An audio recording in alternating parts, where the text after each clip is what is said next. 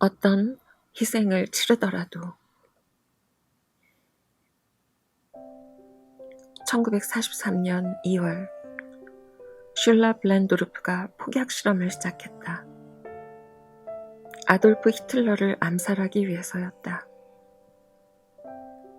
그러나 폭발 전 지지직하는 치차름 때문에 독일제 폭탄은 사용하지 못하겠다고 하자 그 순간 목사이자 비폭력 저항운동가이고 주일학교 교사이며 평화주의자인 디트리 본 회퍼, 그가 슐라 블렌도르프의 암살 성공을 간절히 기도하고 있었다.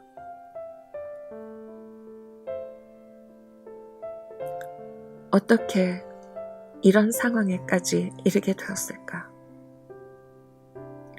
제자도의 대가, The Cost of Discipleship을 쓴 장본인이 어떻게 그리스도를 따르면서 동시에 한 사람의 죽음을 기도할 수 있었을까? 본 회퍼는 한가로이 생각할 여유도 없이 돌발하는 절체절명의 문제들에 맞닥뜨렸다. 일촉즉발의 거대한 용광로와 같았던 나치 정권 하의 독일,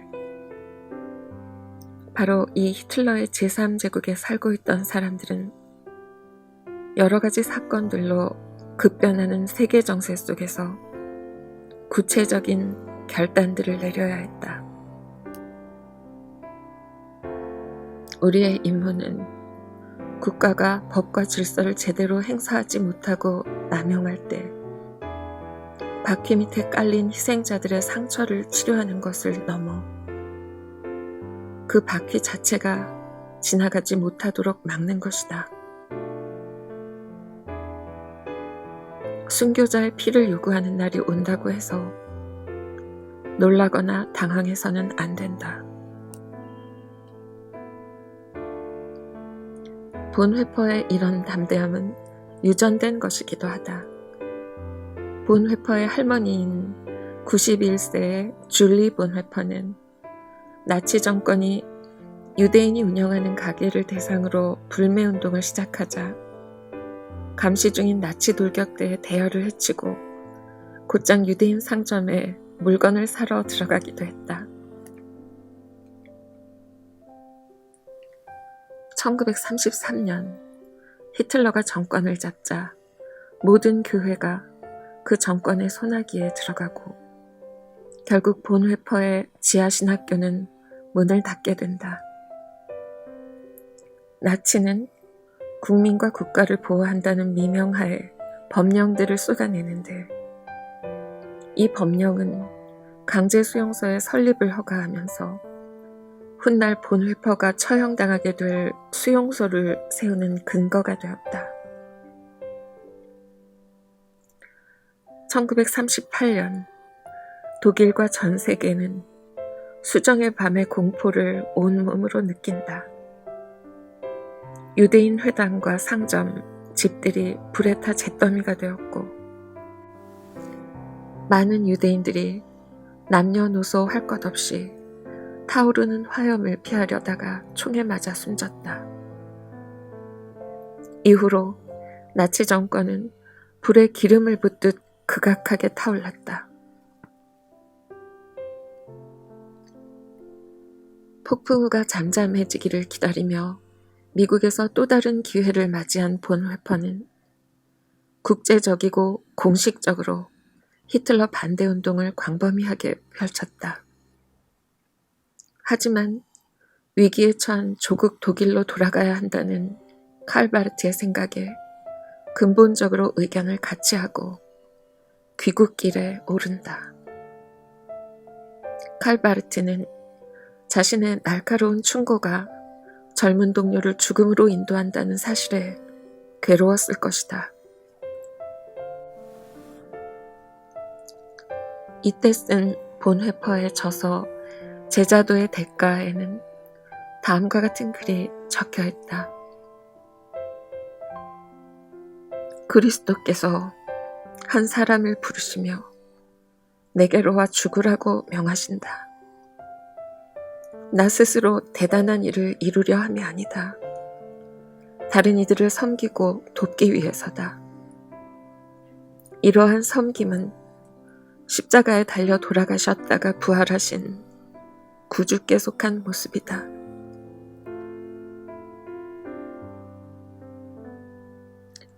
귀국한 지 얼마 안 되어 그는 유대인 친구와 이웃이 새로운 곳에서 정착할 수 있도록 도움을 주었다.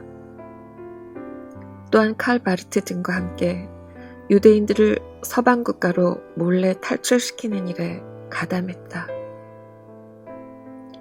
반란을 계획한 이들은 이 반란에 히틀러 암살이 필수적으로 포함되어야 하며 실제로 암살을 시작으로 반란이 이루어져야 한다는 사실을 받아들였다.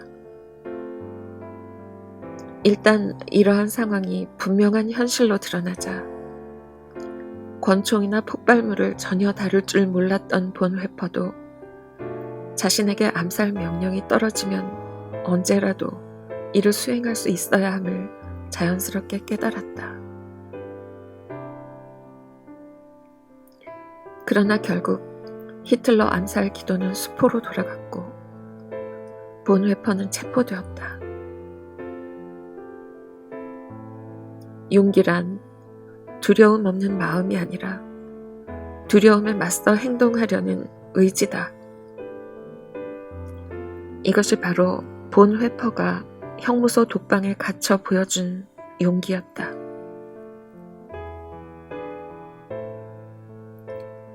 그가 남긴 종이 쪽지에는 수배 중인 다른 이들을 배신할 수 있다는 위험 속에서 자살이 어떤 의무가 될 수 있지 않을까 라는 글귀가 적혀 있다. 정신적으로나 육체적으로 강인했던 그도 신문과 고문 앞에서 이처럼 움츠러들었던 것이다. 그러나 그는 끝까지 잘 견뎌냈다.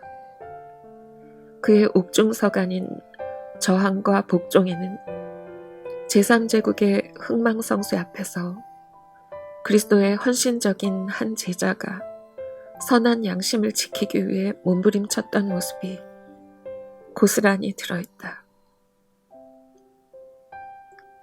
본 회퍼는 탈옥을 계획했다가 이내 포기했다. 탈옥에 성공했을 때 게슈타포가 가족과 친구들을 괴롭히지 않을까 두려웠기 때문이다.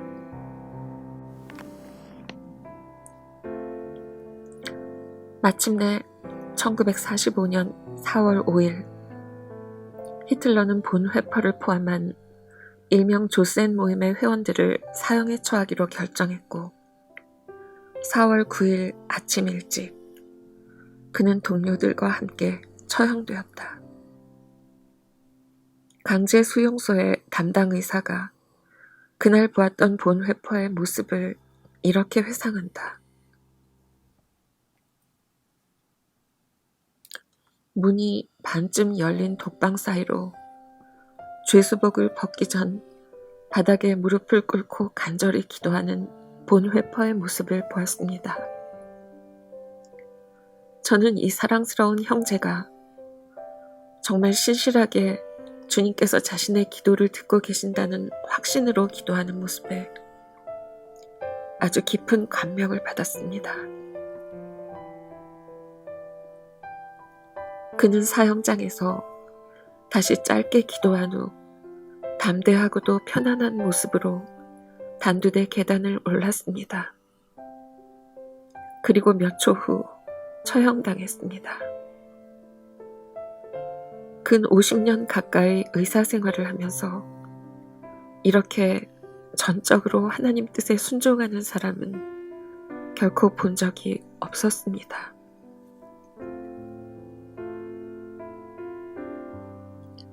사형 집행 후 며칠 동안 수용소 밖으로는 연합군의 폭탄 소리가 빗발쳤다. 그리고 2주 후 미군이 수용소에 남아있던 사람들을 모두 방면했다. 그리고 다시 1주 후 56세의 히틀러는 입속에 권총을 연발로 쏘아 자살했다.